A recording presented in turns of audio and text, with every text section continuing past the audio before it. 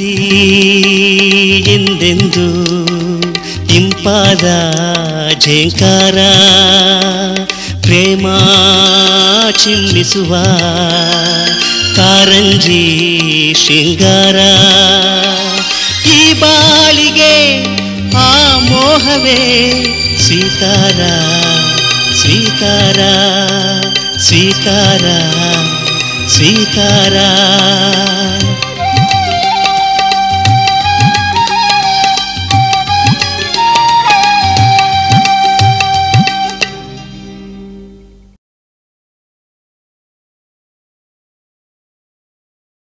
ತುಂಬ ರಕ್ತ ಹೋಗಿದೆ, ಹಾಗಾಗಿ ವೀಕ್ ಆಗಿದ್ದಾರೆ, ಪ್ರಜ್ಞೆ ತಪ್ಪಿದ್ದಾರೆ. ಪ್ರಜ್ಞೆ ಬರಬೇಕಾದ್ರೆ ಇನ್ನೂ ಸ್ವಲ್ಪ ಸಮಯ ಬೇಕು. ಪ್ರಾಣಕ್ಕೇನೂ ಅಪಾಯ ಇಲ್ಲ. Thank you doctor. ಅಂದಹಾಗೆ ಅವ್ರು ನಿಮ್ಮ ರಿಲೇಟಿವಾ? ಅಲ್ಲ, ನನ್ನ ಫ್ರೆಂಡು. ಅವ್ರ ಒರಿಜಿನಲ್ ಹೆಸರು ಶ್ಯಾಮ್, ಆದರೂ ಅವ್ರ ಕಾವ್ಯನಾಮ ಮೇಘ ಅಂತ. I C. ಸಮಯಕ್ಕೆ ಸರಿಯಾಗಿ ನಮ್ಮ ಅರ್ಶನ ನೋಡಿದ್ದಕ್ಕೆ ಅವ್ರನ್ನ ಉಳಿಸ್ಕೊಳಕ್ಕಾಯ್ತು. ಆದರೂ ಆಕ್ಸಿಡೆಂಟ್ ಮಾಡಿದ ವೆಹಿಕಲ್ ಯಾವುದು ಅಂತ ಮಾತ್ರ ಗೊತ್ತೇ ಆಗಲಿಲ್ಲ. ಯಾವುದಕ್ಕೂ ಸೇಫ್ಟಿಗೆ ಅಂತ ಪೊಲೀಸ್ ಕಂಪ್ಲೇಂಟ್ ಕೊಟ್ಟಿದ್ದೀವಿ. ಅದು ಕೊಟ್ಟಿದ್ರಿಂದನೇ ನಾವು ಟೈಮಿಗೆ ಸರಿಯಾಗಿ ಟ್ರೀಟ್ ಮಾಡೋಕ್ಕೆ ಸಾಧ್ಯ ಆಗಿತ್ತು. ಇಲ್ಲ ಅಂತಂದರೆ ಲೀಗಲ್ ಪ್ರಾಬ್ಲಮ್ಸ್ ಬಂದಿರೋದು. Anyway, I don't see anything serious. Is totally out of danger. ಅವ್ರು ಇವತ್ತು ರೆಸ್ಟ್ ತೊಗೊಳ್ಳಿ. ಅವ್ರಿಗೆ ಈ ಪೇಯ್ನ್ ಕಿಲ್ಲರ್ಸು ಸೆಡಿಟಿವ್ಸ್ ಕೊಟ್ಟಿರೋದ್ರಿಂದ ನಾಳೆನೇ ಅವ್ರು ಎಚ್ಚರ ಆಗೋದು. ಅಂದಹಾಗೆ ನೀವು ಇಲ್ಲಿರೋ ಅವಶ್ಯಕತೆ ಇಲ್ಲ, ನಾಳೆ ಬಂದರೂ ಸಾಕು. We will take care of the patient. Thank you once again, doctor.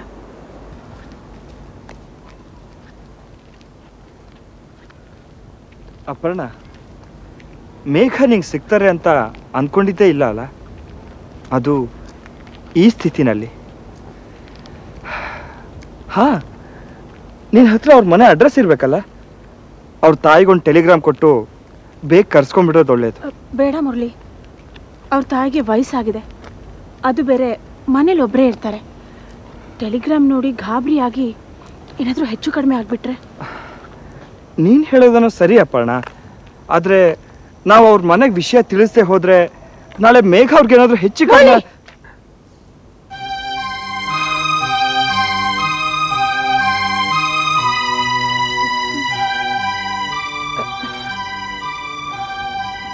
I'm sorry Appanna, ಹಾಗಾಗತ್ತೆ ಅಂತ ನಾನೇನು ಹೇಳಿಲ್ಲ.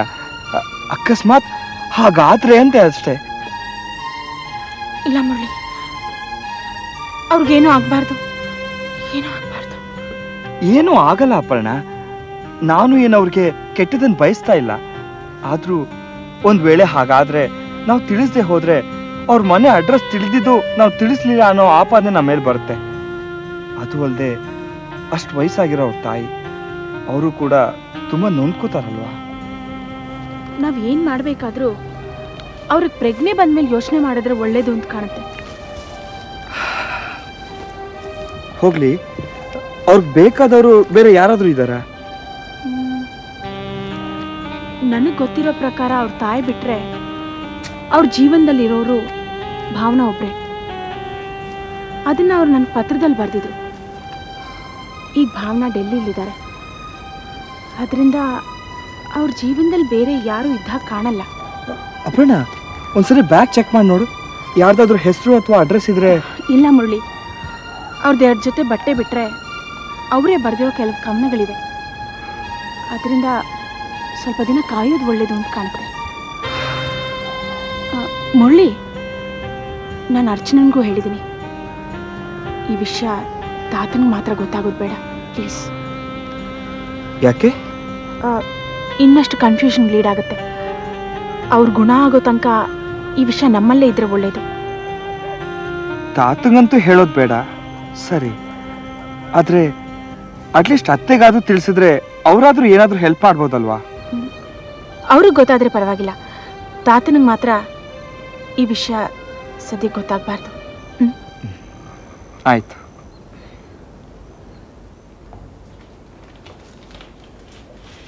ಅತ್ತೆ, ಇದೇನಿದು?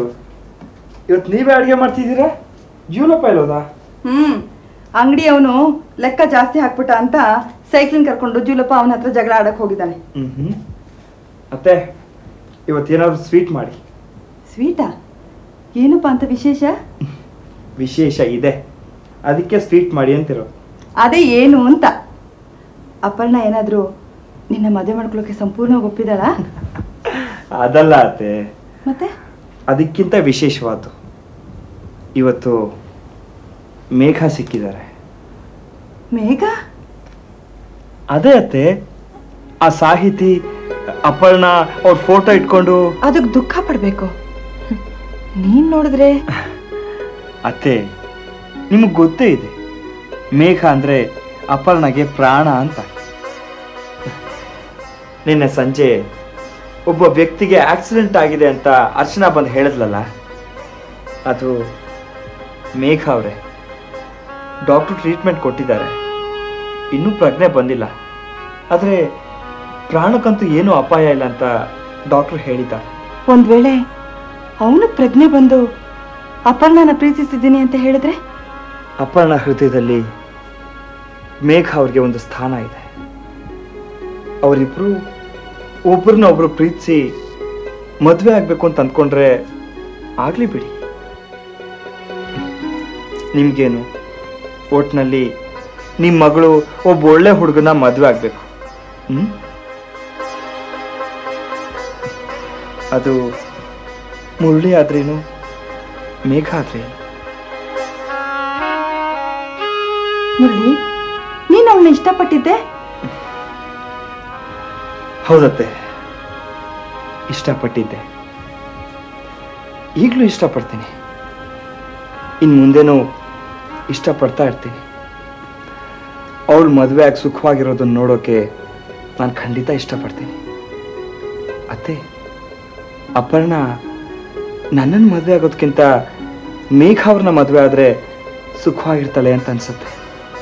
ಯಾಕೆಂದ್ರೆ ಅವಳು ಇಷ್ಟಪಡೋದು ಮೇಘ ಅವ್ರನ್ನೇ. ಮುರಳಿ, ನೀನು ಅವಳು ನೆರಳಾಗಿರ್ತೀನಿ ಅಂತ ಹೇಳಿದ್ಯಲ್ಲೋ? ಹೌದತ್ತೆ, ಹಾಗೆ ಹೇಳ್ತಿದ್ದಿದ್ದು ತಪ್ಪು ಅಂತ ನಂಗೆ ಈಗ ಗೊತ್ತಾಗ್ತಾ ಇದೆ. ಯಾಕೆಂದ್ರೆ ನೆರಳು ಬೆಳಕಿದ್ದಾಗ ಮಾತ್ರ ಇರುತ್ತೆ, ಕತ್ಲಾದ್ಮೇಲೆ ಮುರಳಿ, ಮುರಳಿ. ಅತ್ತೆ, ಯಾಕತ್ತೆ ಕಣ್ಣೀರು? ಅಪರ್ಣಗೆ ನನ್ನ ಹೃದಯದಲ್ಲಿ ಒಂದು ಪವಿತ್ರವಾದ ಸ್ಥಾನ ಇದೆ.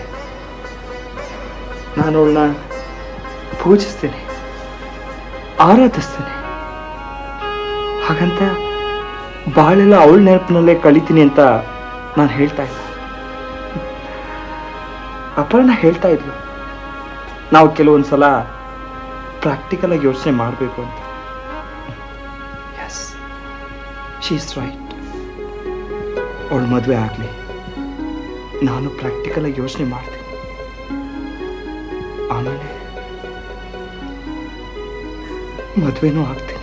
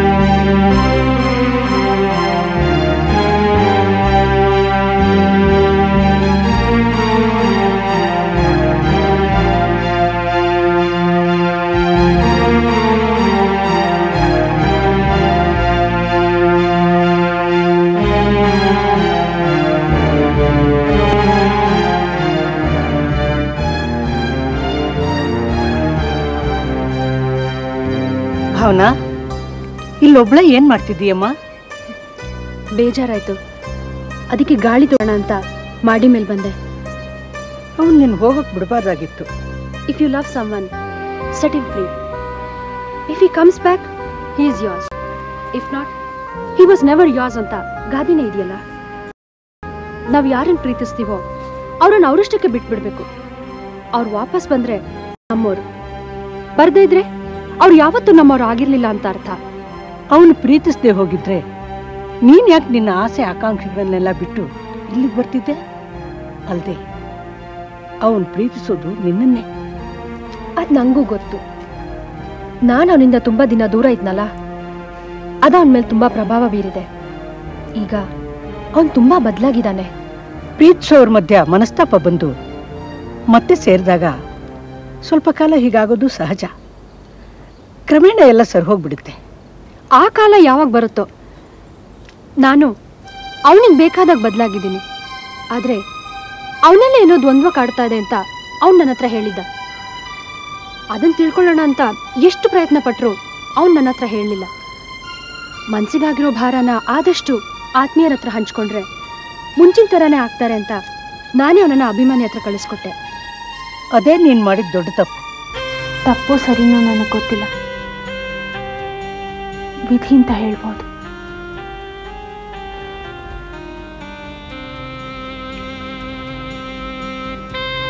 ನಾನು ಬೇಕು ಅಂದಾಗ ಅವ್ರು ನನಗೆ ಸಿಗಲಿಲ್ಲ. ಈಗ ನನ್ನ ಬಾಳಿಗೆ ಒಂದು ತಿರುವು ಸಿಗ್ತಾ ಇದೆ ಅಂದಾಗ ಬಂದಿದ್ದಾರೆ. ಅದು ಈ ಸ್ಥಿತಿಲಿ. ಒಂದು ಲೆಕ್ಕದಲ್ಲಿ ಒಳ್ಳೇದೇ ಆಯ್ತು ಬಿಡು.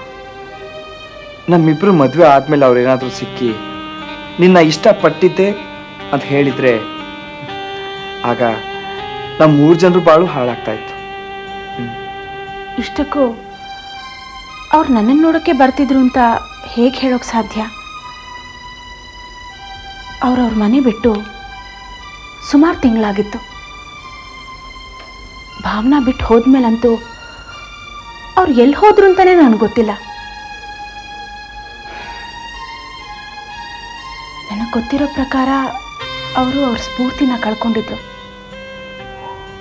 ಅವ್ರ ಮನಸ್ಸಿನಲ್ಲಿ ಯಾವುದೋ ಒಂದು ದ್ವಂದ್ವ ಕಾಡ್ತಿತ್ತು ಅಂತ ಅವ್ರು ಬರ್ತಿರೋ ಕವನ ಹೇಳುತ್ತೆ ನೋಡು.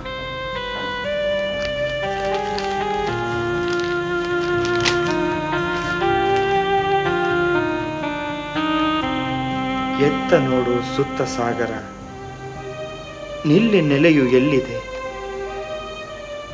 ಸುತ್ತಿ ಸಾಗಿದ ಬಾಳ ನಾವೆಯು ಮತ್ತೆ ತೀರಕ್ಕೆ ಬಂದಿದೆ. ಅಲ್ಲಿ ಗಲ್ಲಿಗೆ ಬೆಸೆದ ಬೆಸುಗೆಯು ಬಿಡಿಸಲಾಗದ ಸೆಳವಿದೆ. ತೀರದಲ್ಲೇ ನಾವೇ ನಿಲ್ಲಲು ಅಂಟು ನಂಟಿನ ಗಂಟಿದೆ. ಬೆಸುಗೆ ಹರಿದು ತೀರ ಮರೆತು ನಡುವೆ ಹೋದರೂ ನೆಲೆಯಿದೆ. ಅಲ್ಲೂ ಒಂದು ಜೀವ ಮುಳುಗಿ ನಾವೆಗಾಗಿ ಕಾದಿದೆ. ಅಪರ್ಣ, ಇದರಲ್ಲಿ ಯಾವುದೇ ದ್ವಂದ್ವ ಕಾಣ್ತಾ ಇಲ್ಲ, ನೇರವಾಗೇ ಇದೆ. ಇದರಲ್ಲಿ ಯಾವುದೇ ದ್ವಂದ್ವ ಕಾಣ್ತಾ ಇಲ್ಲ, ನೇರವಾಗೇ ಇದೆ. ಅಂದ್ರೆ ಇಲ್ಲಿ ಮೇಘ ಅವರು ತಮ್ಮನ್ನ ತಾವು ಒಂದು ನಾವೆಗೆ ಹೋಲಿಸ್ಕೊಂಡಿದ್ದಾರೆ. ಸುತ್ತಿ ಸಾಗಿದ ಬಾಳ ನಾವೆಯು ಮತ್ತೆ ತೀರಕ್ಕೆ ಬಂದಿದೆ. ಇದರರ್ಥ ಅವರಲ್ಲಿ ಪ್ರೀತಿ ಮತ್ತೆ ಹುಟ್ಟಿದೆ ಅಂತ. ಯಾಕೆ ಅಂತೀಯ? ಇಲ್ಲಿ ನೋಡು, ಬೆಸುಗೆ ಹರಿದು ತೀರ ಮರೆತು ನಡುವೆ ಹೋದರೂ ನೆಲೆ ಇದೆ. ಅಂದ್ರೆ ಭಾವನಾ ಅವ್ರನ್ನ ಬಿಟ್ಟು ಹೋದ್ರು ಅವ್ರಿಗೆ ಇನ್ನೊಂದು ನೆಲೆ ಇದೆ ಅಂತ ಸ್ಪಷ್ಟವಾಗಿ ಹೇಳಿದ್ದಾರೆ. ಹಾ, ಅಲ್ಲೂ ಒಂದು ಜೀವ ಮುಳುಗಿ ನಾವೆಗಾಗಿ ಕಾದಿದೆ. ಇಲ್ಲಿ ಆ ಇನ್ನೊಂದು ಜೀವ ನೀನೇ ಅಪರ್ಣ. ನೀನು ಅವ್ರನ್ನ ಪ್ರೀತಿಸ್ತಾ ಇರೋದು ಅವ್ರಿಗೆ ಈಗ ಅರಿವಿರ್ಬೇಕು. ಅದಕ್ಕೆ ನೀನನ್ನ ನೋಡಬೇಕು ಅಂತ ಬಂದಿದ್ದಾರೆ. ದಾರಿಲಿ ಆಕ್ಸಿಡೆಂಟ್ ಆಗಿದೆ.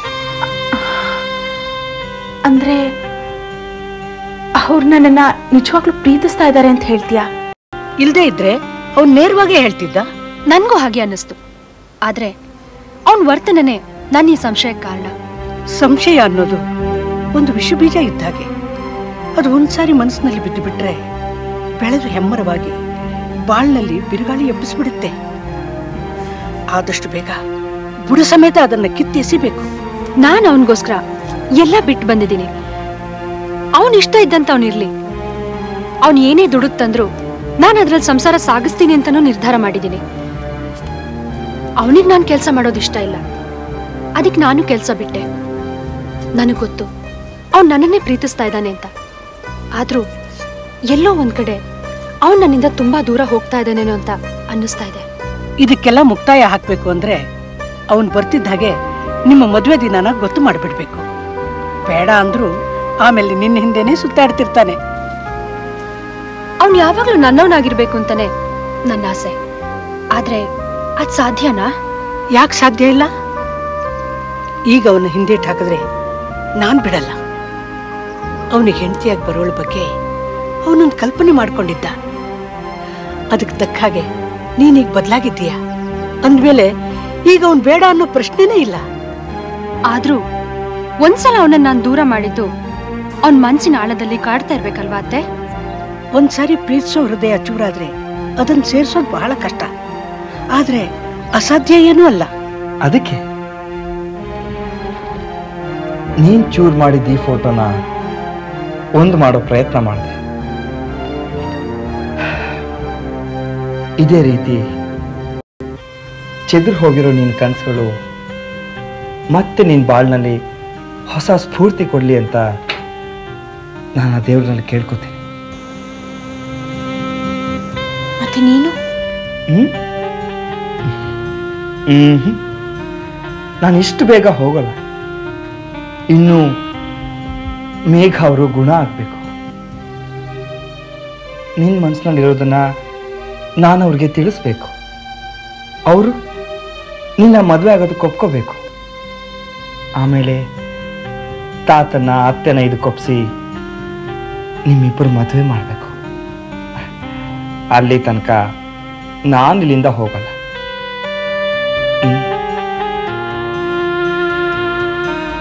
ನೀನು ಮದುವೆ ಆಗಿ ಸುಖವಾಗಿರ್ಬೇಕು. ನಾನು ಅದನ್ನು ನೋಡಿ ಸಂತೋಷ ಪಡಬೇಕು.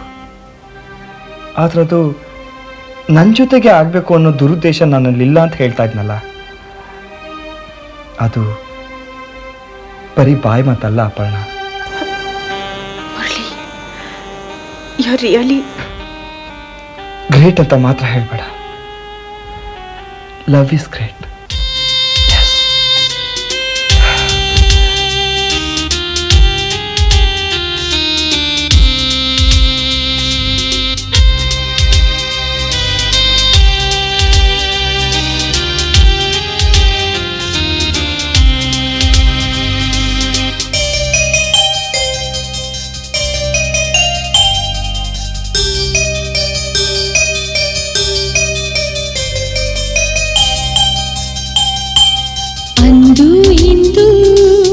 ಮನದಲ್ಲೆಂದು ನಿಂದು ಹೊಸದೊಂದು ಕನಸೊಂದನು ತಂದು ಬಂದಾತನೇ. ಮನದಾಸಿಯ ಮಳೆ ಬಿಲ್ಲನು ಹಿಡಿಯ ಹೂವಾಗಿ ಮುಡಿಗೇರಿಸಿ ಬಯಕೆ ತಂದಾತನೇ. ನಾನೇ ವೀಣೆ ಉಸಿರೇ ತಂದೆ ವೈಣಿಕ ನೀನಾಗಿ ಬಾ. ಒಂಟಿ ಬಳ್ಳಿ ಅಪ್ಪಿಕೊಂಡು ತಂಪು ನೀ ನೀಡುವ ಬಾಳಿಗೆ ಆಮೋದದ ತಂತು ಈ ಸ್ಪಂದನ.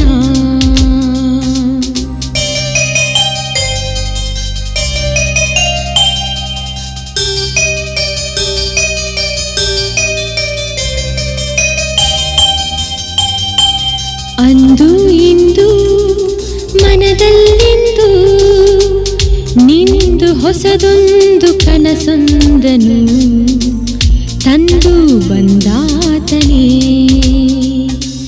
ಮನದಾಸೆಯ ಮಳೆ ಬಿಲ್ಲನು ಹಿಡಿಯ ಹೂವಾಗಿ ಮುಡಿಗೇರಿಸಿ ಬಯಕೆ ತಂದಾತನೇ ನಾನೇ ವೀಣೆ ಉಸಿರೇ ತಂತಿ ವೈಣಿಕನೇ